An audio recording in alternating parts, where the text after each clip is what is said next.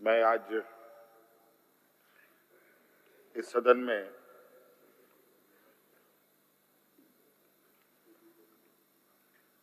आदरणीय चंपई सोरेन जी के विश्वास मत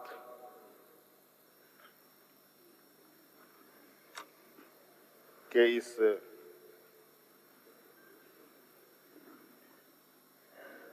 बहस का हिस्सा बन रहा हूं और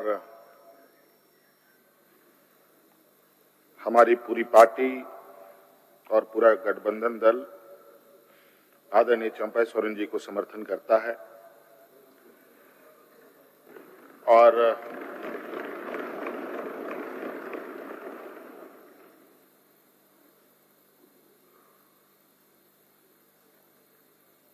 मैं कहना चाहूंगा 31 जनवरी की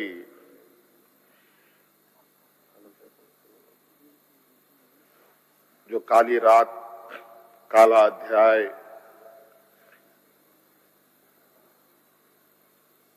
देश के लोकतंत्र में नए तरीके से जुड़ा है।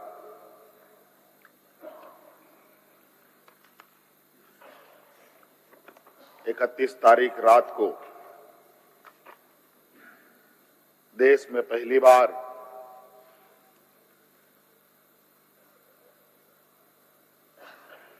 किसी मुख्यमंत्री का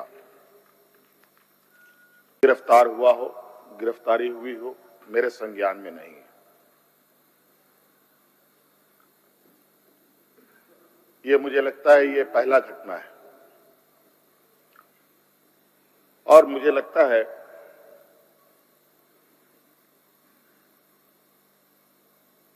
इस घटना को अंजाम देने में कहीं ना कहीं राजभवन भी शामिल रहा है।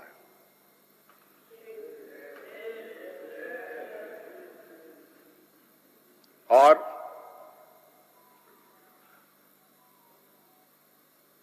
जिस तरीके से ये घटना घटित हुई है,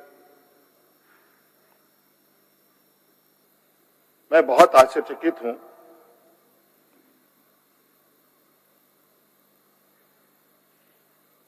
इसलिए कि मैं एक आदिवासी वर्ग से आता हूं। नियम, कायदे, कानून की जानकारी का थोड़ा अभाव रहता है। बौद्धिक क्षमताएं अभी हमारे विपक्ष के बराबर हम लोगों की नहीं है, लेकिन सही गलत की समझ तो हर इंसान भी रखता है, हर जानवर भी रखता है।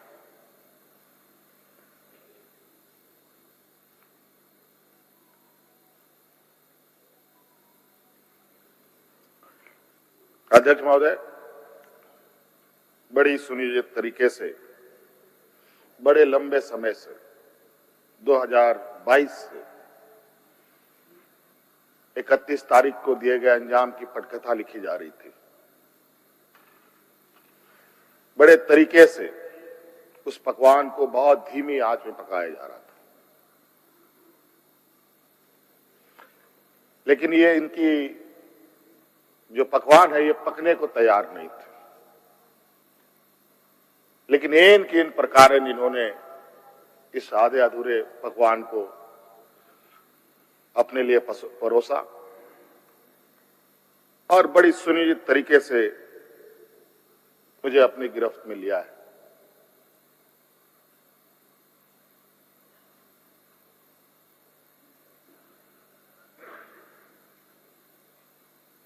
और आज कहीं ना कहीं ऐसा लगता है अध्यक्ष महोदय कि बाबा भीमराव अंबेडकर जी का जो सपना था कि सभी जात धर्म के लोग एक समान प्लेटफॉर्म पे आए, एक बराबरी और एक साथ चले, मुझे लगता है कि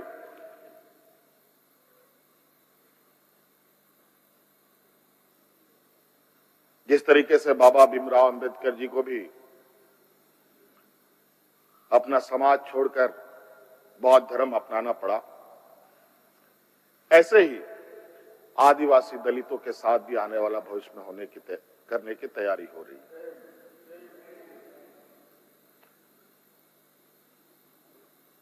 बड़ा सुनियोजित तरीके से अनेकों कालखंड को देखेंगे अध्यक्ष महोदय, जो इन आदिवासी, दलित, पिछड़े, अल्पसंख्यक के ऊपर अत्याचार हुए हैं, वो अत्याचार अध्यक्ष महोदय नए नए चेहरे, नए नए शक्ल, नए नए रूप में दिखते रहे हैं। आज उसी का जीता जागता उदाहरण 31 जनवरी को देखने को मिला है।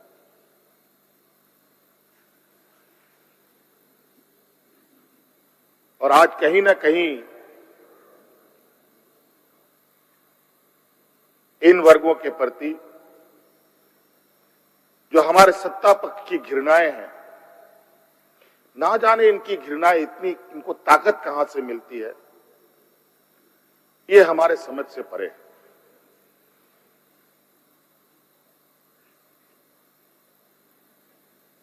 इतनी घृणा, इतना द्वेष का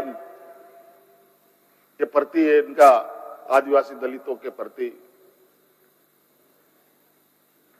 कि आपको इससे अंदाजा होगा कि इन्हीं के पाले हुए तंत्र ये कहते शर्माते नहीं कि जंगल में थे तो जंगल में ही इनको रहना चाहिए। हम जंगल से बाहर आ गए, इनके बराबर बढ़ गए तो इनके कपड़े मैले होने लगते हैं। ये हमें अछूत दिखते हैं।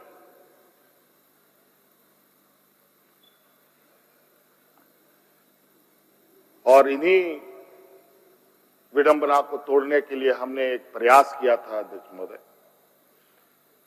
क्योंकि झारखंड आदिवासी, दलित, पिछड़ा राज्य है, इन समूह को आगे बढ़ने का, इनका मार्ग प्रशस्त करने में हमने कोई कमी नहीं छोड़ी। इनका बस चले तो हम अभी भी जंगल में जाकर के वही 50-100 साल पुरानी जिंदगी में जिए। और मुझे इसका आभास था अध्यक्ष महोदय, जो इनके अंदर छुपी कुंठा है वो आए दिन ये बयां करती थी, इनके आचरणों से, इनके बयानों से।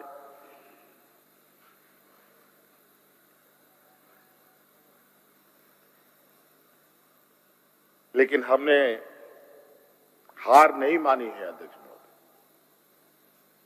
इनको लगता है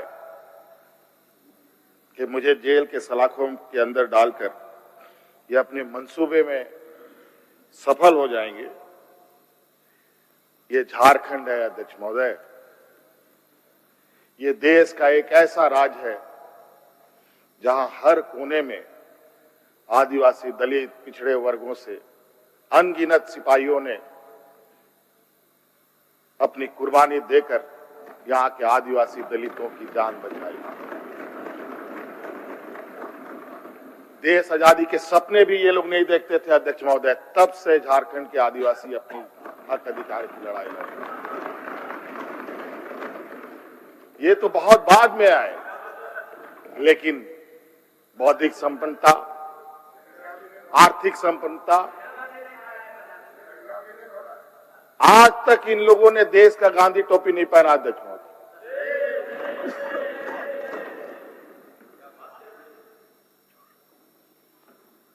अध्यक्ष महोदय, ईडी, सीबीआई, इनकम टैक्स,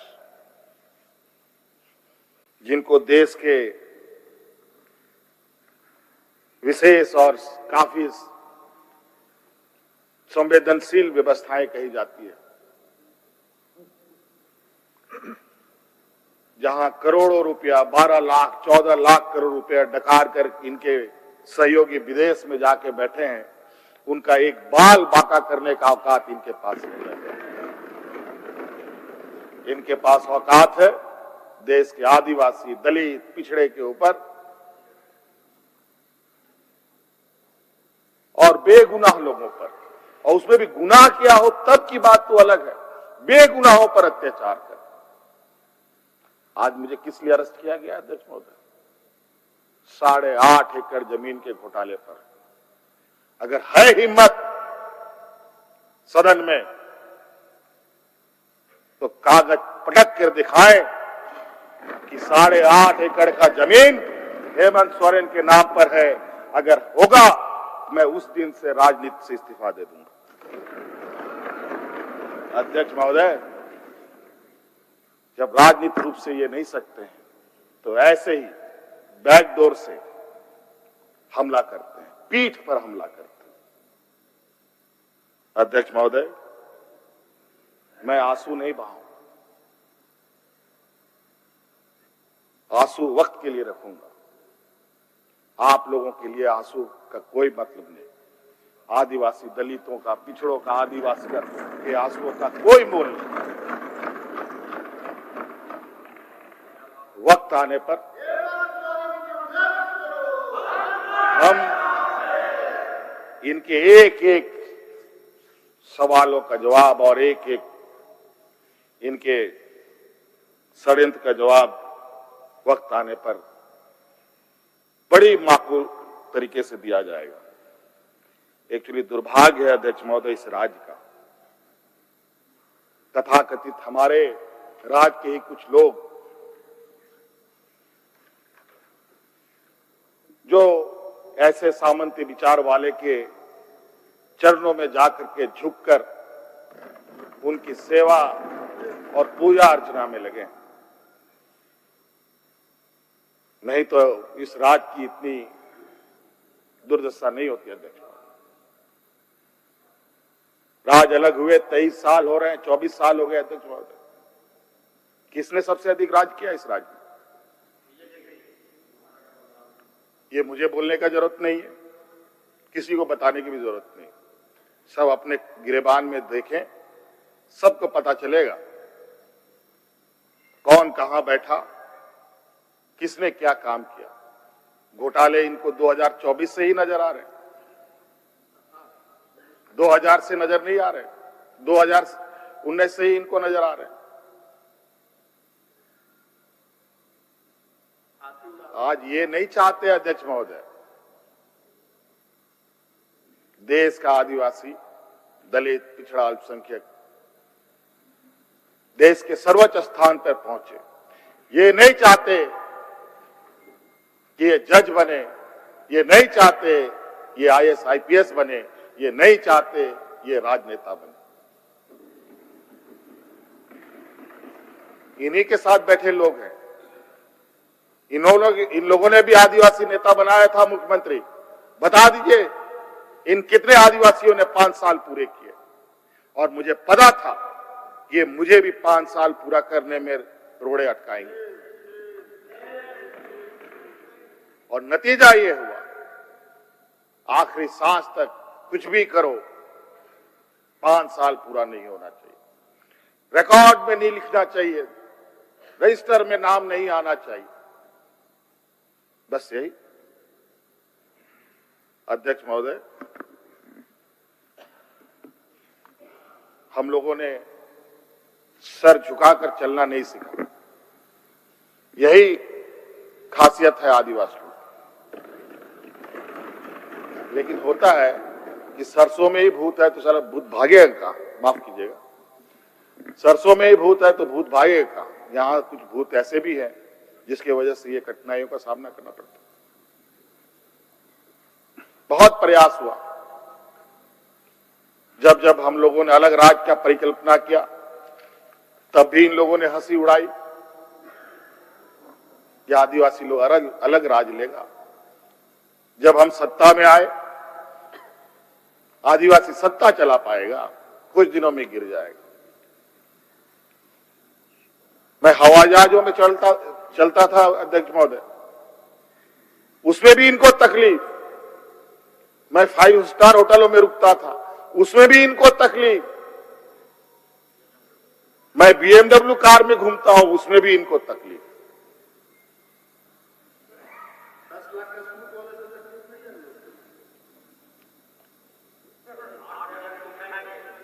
क्या कहावत है कि हम करें तो गुनाह, ये करे तो क्या? यही कहावत है। खैर छोड़िए। अध्यक्ष महोदय, बड़ा विचित्र स्थिति है। अब जो स्थिति दिखाई दे रहा है अध्यक्ष महोदय, कुल मिलाकर झारखंड के परिप्रेक्ष्य के अलावा पूरे देश के पैमाने में अब आदिवासी, दलित, पिछड़ा, अल्पसंख्यक सुरक्षित नहीं। विशेषकर झारखंड में तो यहाँ के खनिज संपदाओं को, जो वर्षों से इस पर लोगों की गिद्ध नजर है और आगे भी रहेगी। ये तो हम थे अध्यक्ष महोदय, ये बहुत फूक फूक करके उनको आगे बढ़ना पड़ता था। ये खुला दरवाजे की आदि हो चुके हैं। इनको कोई रोक टोक नहीं कर सकता। जो इनके सामने आएगा वो इसी तरीके के अंजाम से उनको गुजरना पड़ेगा। और इनको लगता है ऐसे अंजाम देने से झारखंड के लोग घबरा जाएंगे। ये आप लोगों की बहुत बड़ी भूल है, और इतनी बड़ी ये भूल होगी जो झारखंड का इतिहास आपको कभी माफ नहीं करेगा। अध्यक्ष महोदय,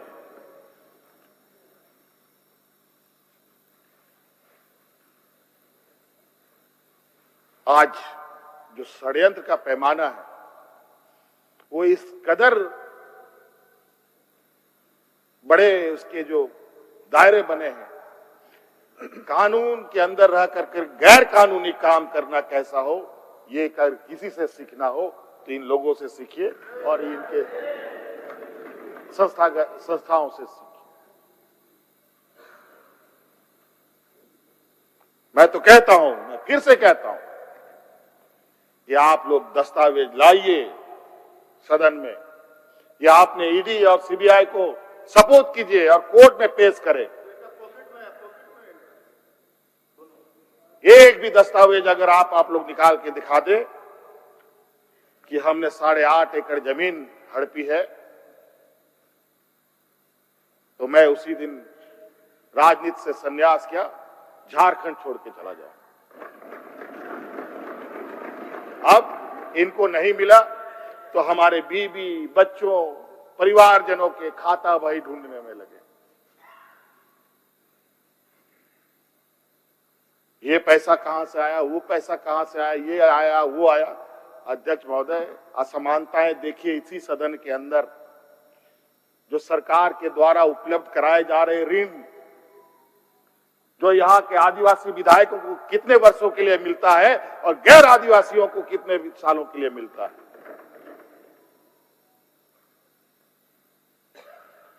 इस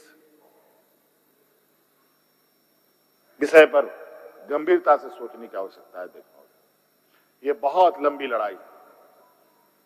आज जिस तरीके से बड़ा मछली छोटा मछली को खा जाता है, सामाजिक व्यवस्था में भी यही कहानी है। एक बड़ी व्यवस्था छोटी व्यवस्था को खाने का हर बरकस प्रयास करती है।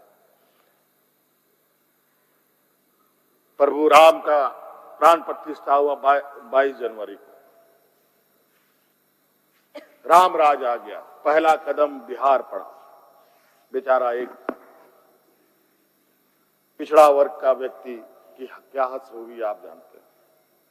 दूसरा कदम झारखंड पर पड़ा, एक आदिवासी मुख्यमंत्री को निकलने का प्रयास। क्योंकि इस आदिवासी मुख्यमंत्री के शरीर में हड्डियां कुछ अधिक है, इसलिए उस हड्डी को निकालने के लिए ईडी उसका डिसेक्शन करने में लगी हुई, ताकि हम कैसे इसको निकल जाए। लेकिन इतना आसान नहीं। गलती से गले में फंस गया तो पूरा का पूरा आंतड़ी फाड़ के बाहर। इस वजह से संभल के खाने का कोशिश कीजिएगा। इस वजह से अध्यक्ष महोदय, मुझे कोई गम नहीं कि मुझे आज ईडी ने पकड़ा। जिस तरीके से बंधुदा का सदस्यता लिया, ये आप चुनाव नहीं लड़ सकते। हो सकता है मेरा भी यही हक करे। सत्ता लुलुपता के लिए हम लोग कभी नहीं आए अध्यक्ष महोदय। लेकिन यह बात मैं इस सदन में कहना चाहूंगा कि झारखंड मुक्ति मोर्चा का उदय झारखंड के मान सम्मान स्वाभिमान को बचाने के लिए हुआ है। और इस मान सम्मान स्वाभिमान के प्रति जो भी बुरी नजर डालेगा उसको हम मुंह तोड़ जवाब देंगे, चाहे राजनीतिक रूप से हो, चाहे कानूनी रूप से हो, चाहे वो किसी भी जंग मैदान में हो। ये हमारा संकल्प है। ना हम पीछे हटे हैं, ना हम लोगों ने पीठ दिखाई है अध्यक्ष महोदय। इसलिए अध्यक्ष महोदय, मुझे तो कोर्ट का आदेश है कि मीडिया के सामने या बाहर वक्तव्य नहीं देना है। तो हमने ईडी वाले से पूछा, क्या सदन में भी बात नहीं रखनी है? तो उन्होंने ये भी कहा, नहीं सदन में भी आप नहीं रख सकते। हम बोले वाह। तो मैंने कहा कि आइए स्पीकर साहब के टेबल में खड़े हो जाइए, बैठ जाइए, वहां से आदेश जारी कीजिए, फिर हम चुप हो जाएंगे। ये स्थिति है अध्यक्ष महोदय। अब उस दिन का इंतजार है। अभी तो गवर्नर हाउस का कोरम पूरा हो गया। अब विधानसभा से लोग कब अरेस्ट होंगे, राष्ट्रपति भवन से कब अरेस्ट होंगे, लोकसभा राज्यसभा से लोग कब अरेस्ट होंगे? अध्यक्ष, 150, 200 सांसदों का निलंबन। क्या अध्यक्ष महोदय ये इतिहास के सुनहरे अक्षरों में लिखा जाएगा? अध्यक्ष महोदय, बड़ी विचित्र स्थिति देश में। और मैं ये कहना चाहूंगा अध्यक्ष महोदय, विशेषकर आदिवासी दलित पिछड़े भाइयों से, आप तैयार हो जाएं। अब शोषण की एक नई परिभाषा गढ़ने जा रही है। अगर अपने आप को आपने कमजोर किया तो आने वाली पीढ़ी कभी माफ नहीं करेगी। तो अध्यक्ष महोदय, राज्यपाल महोदय आए और 32 पेज का इन्होंने अभिभाषण पढ़ा। हम लोग लाख चिल्लाते रहे। अध्यक्ष महोदय, अभिभाषण पढ़ के क्या होगा जब देश में लोकतंत्र ही नहीं बचेगा? आज हर चीज पिछले दरवाजे से हो रहा है। अध्यक्ष महोदय, खैर इतना तो हम लोग बुद्धि ज्ञान है नहीं, लेकिन समय ऐसा भी नहीं है, समय से बड़ा बलवान धरती में कोई नहीं है। और वक्त फिर घूमेगा और फिर हम आपके सामने